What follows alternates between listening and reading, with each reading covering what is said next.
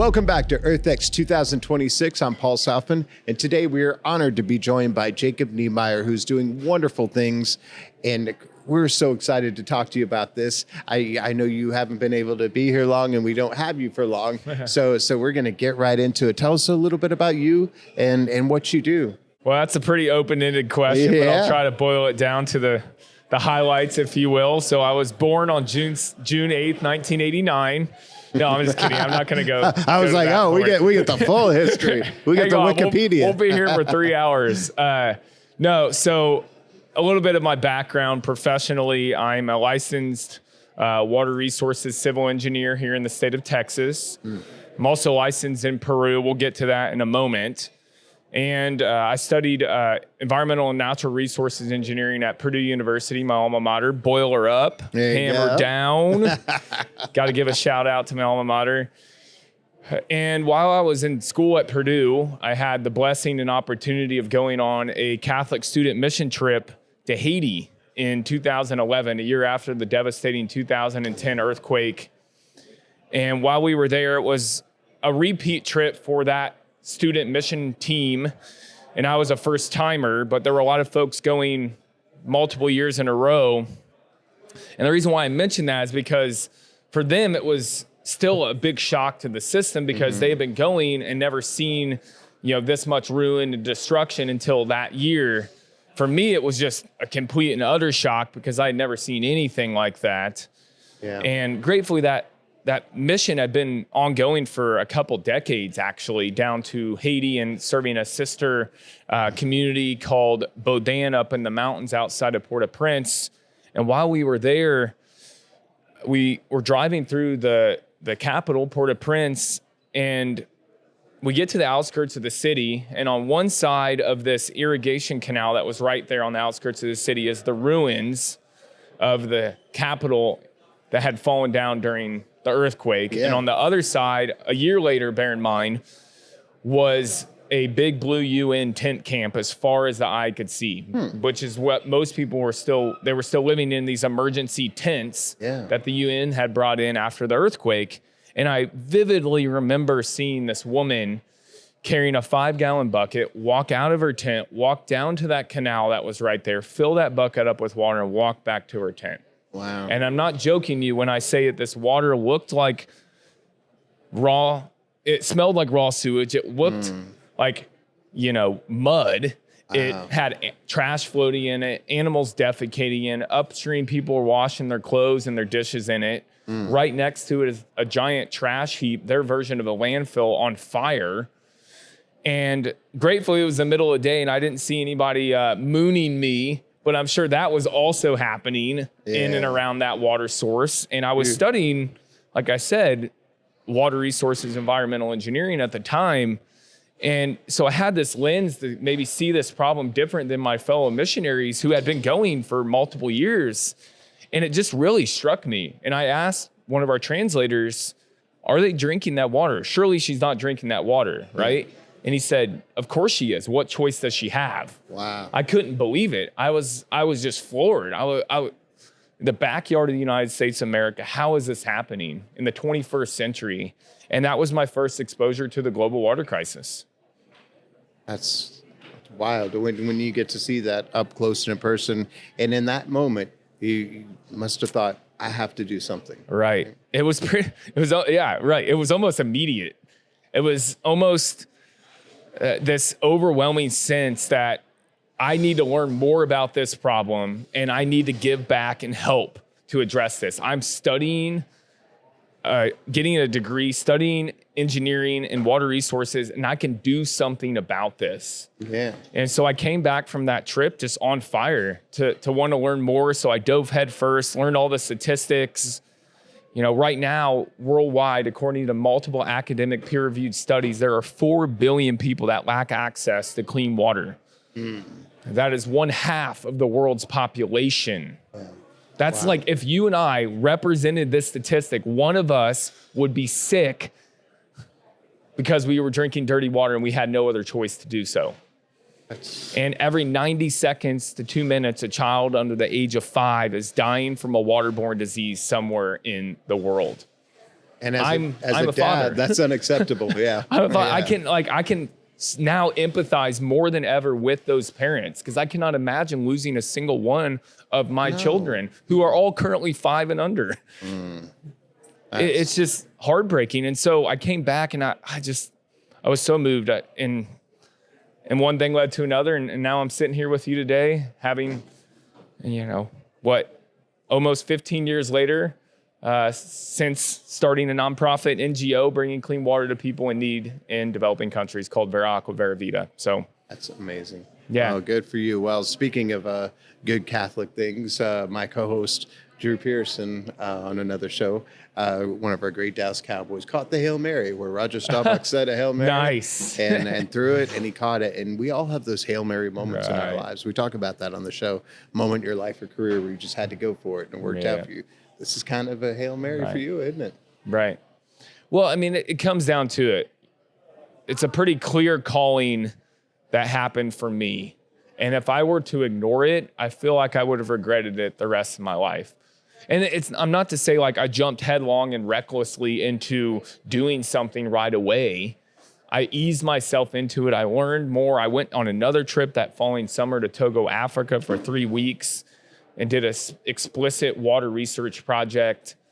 And I just started to hone and develop and understand this problem more and more and kind of begin to evaluate the best way to address it. Yeah. And in fact, right after I came back from that trip, I took an entrepreneurship class at Purdue. I dropped an engineering elective that I didn't need to graduate, and I picked up an entrepreneurship class. And in that class, my professor said, if you're going to do entrepreneurship, you got to be different in what matters to be successful. And it really stuck with me, to be different in what matters. How do you do that in something as grand as, and I was feeling this call to maybe eventually start my own organization in something as grand as the global water crisis. And I realized it's in the approach, it's in the process, it's in ensuring sustainability. That's how we can really be different. And what does that look like? Hey, but why do you suppose water is still like the under-discussed thing of climate conversations? That's a big can of worms. It is. If I were to share with you my opinion, I think it's a matter of this perception that we have of that being someone else's problem. Yeah. Like that's the government's problem. That's that own country's problem. They need to figure that out. But to me, when I think about that, I think that's a cop-out because we are called to, and I'm going to use a phrase here, be our brother's keeper. Yeah. We are called to care for the less fortunate and the needy, and they're the ones that are disproportionately affected by the global water crisis. And in fact, they're the ones that are disproportionately affected by climate change and all the other environmental issues that we have going on in our world these days.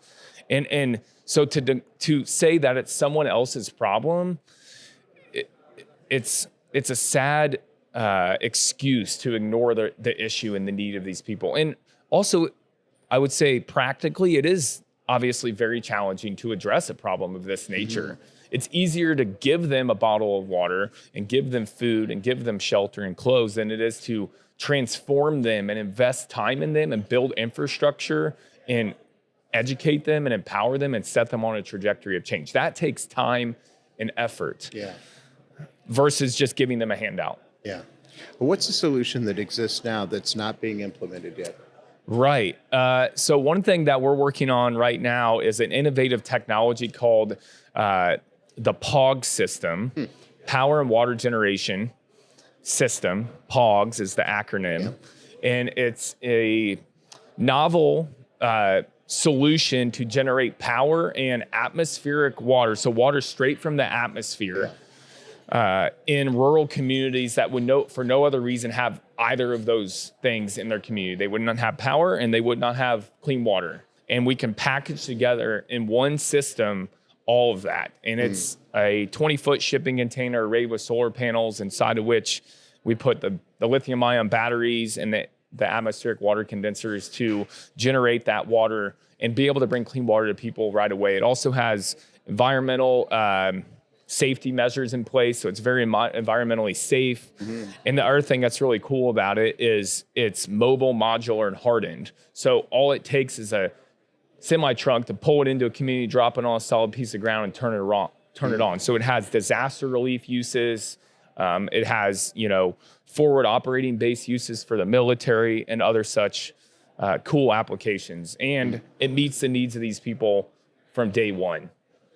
I love your passion and your spark, and you've obviously got that thing about you where you're not going to stop. You're going to do this. What is it you tell yourself in the morning that keeps you going on this right path always? The word greatness. We were not created for comfort. We were created for greatness.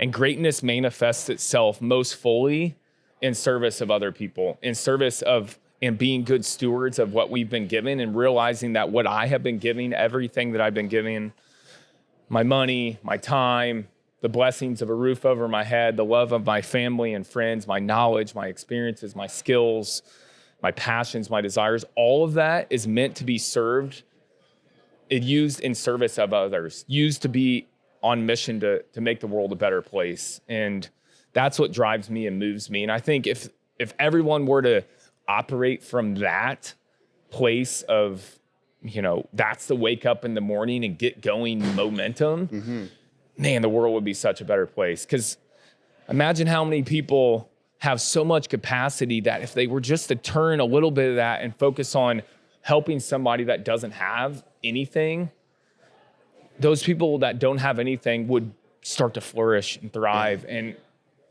that's the world I want to live in, where those people are flourishing, where, who knows, maybe one of those people, and we're going to talk environmentally here, maybe one of those people that has never been able to get by a single day without having to drink dirty water. Now they get clean water. Now they start to have the ability to get a stable education, hold down a good job.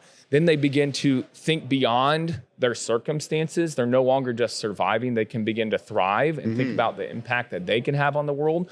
Maybe one of those people is the person to put their stamp on the world and solve climate change.